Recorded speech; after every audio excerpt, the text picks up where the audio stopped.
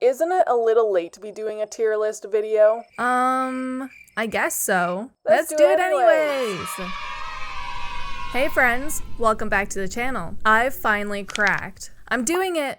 A tier list for the Sims 4 expansion packs. If you want to see where I rank the Sims 4 expansion packs, keep watching. The tier list I have here is Can't Play Without It, Adds a Lot, Build Buy Items Are Perfect, So, Cash Grab, and No, Just No. We're starting off with Get to Work. Personally, I do love Get to Work, so immediately I want to put it into the Can't Play Without It. It added interactive careers, retail stores, and some great build buy items. However, this was the first expansion pack and it sort of shows. The world it added is incredibly tiny and sort of useless. The careers in retail businesses are great, but certain elements don't make sense to it, like how you can't go to those lots without working there, or for the hospital if you're not giving birth. I feel like I should be able to go to the hospital if I'm sick, to the police station to report suspicious behavior, or to the science lab as a tourist, since you do see tourists outside the lab when you work there. Because of all that,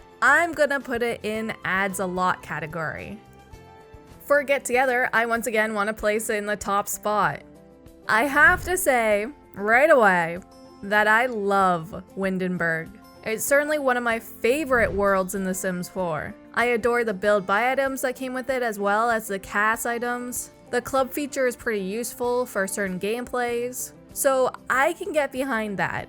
This is definitely going into the Can't Play Without. City Living! From festivals to apartments, there are quite a number of great things that came with this pack. I feel like they tried to add a lot of smaller elements to this pack, like the apartment items that break down, the food stalls, or the politician career.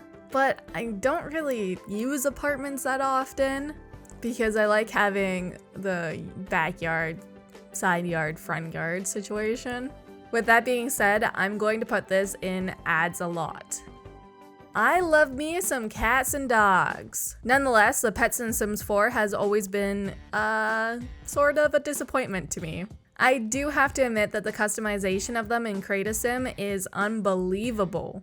They did a great job with the paint tool and being able to select various breeds and mix them up. The world, Brindleton Bay, is gorgeous. One of my favorite worlds because of the aesthetic they used for it.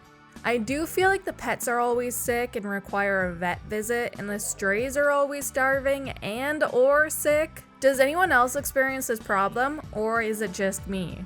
In addition, I wish there were more gameplay regarding the pets, like running an animal shelter and being able to rescue strays. With all of that under consideration, I want to put it in Adds a Lot, but it's gonna go into so for me.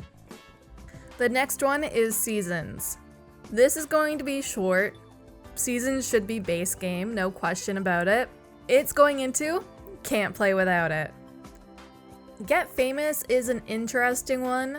I simply can't decide if I love it or if I'm indifferent about it. I had high expectations for it when I first saw the trailer and was left disappointed with the gameplay.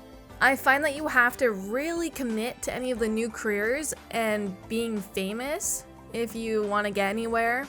On top of that, being famous can get annoying. I do like the build buy items though. This is going into Build Buy Items Are Perfect.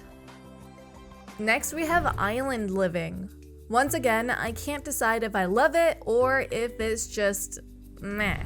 The world is beautiful, there's no denying that. Being able to swim in the ocean is nice. Mermaids are fun to play with every once in a while. I do think that this expansion would have been better if there's no loading screens between the lots. I wish I could be at the beach lot and then walk to the nearby bar or restaurant without that loading screen. I want to put it into Adds a Lot, but there are already a few in there. Yeah, this is going into so. Discover University is a great one. University was my first or second expansion pack for Sims 2 back in the day. So this one does make me feel a wee bit nostalgic for that time period. The dorms are cool, roommates are awesome, and so are the various different degrees. I adore the world and the build by items as well as the cast items. I would put it into the top row, but I feel like I shouldn't overcrowd it because it's the top row. And there shouldn't be too many up there, right? Ugh, alright. This is going into the adds a lot row. Eco Lifestyle isn't a pack that I own, but I have played it. I love the concept of it. The world is very cool. All of the elements that help with the environment are awesome. I'm all about that eco lifestyle and being environmentally friendly. I wish they added thrift stores within this expansion, now that I'm thinking about it. I do love me some thrifting.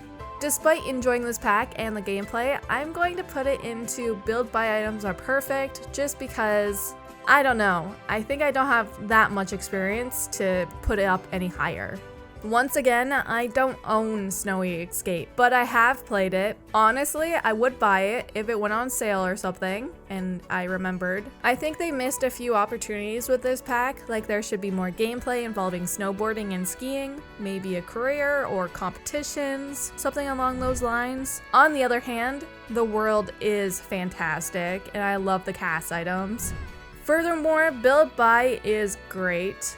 I enjoy what they brought with that. With that being said, I'm gonna put it in this row, I think. Yeah. Finally, Cottage Living is top tier for sure. I love the world, the animals, build buy, and cast items. I love the villagers' errands you can run and the festivals you can go to. Of course, I do love the fact that Agnes Crumplebottom is back. Who didn't miss Agnes? I don't know, I think this expansion is a great addition to the whole game. That is why it's gonna go right here in the top row. This was harder than I expected it to be. I feel like all of the expansions do add a lot to the game, therefore it felt wrong to put them into the lower categories because they add so much. I'm going to make a tier list for game packs, stuff packs, and kits. And I think I'm gonna have an easier time with those ones, especially at rating some of them in lower categories. If you want to see that, please don't forget to subscribe and hit that notification bell so you can get notified when a new video goes up. Thank you for watching, and I'll be talking to you very, very soon. Bye!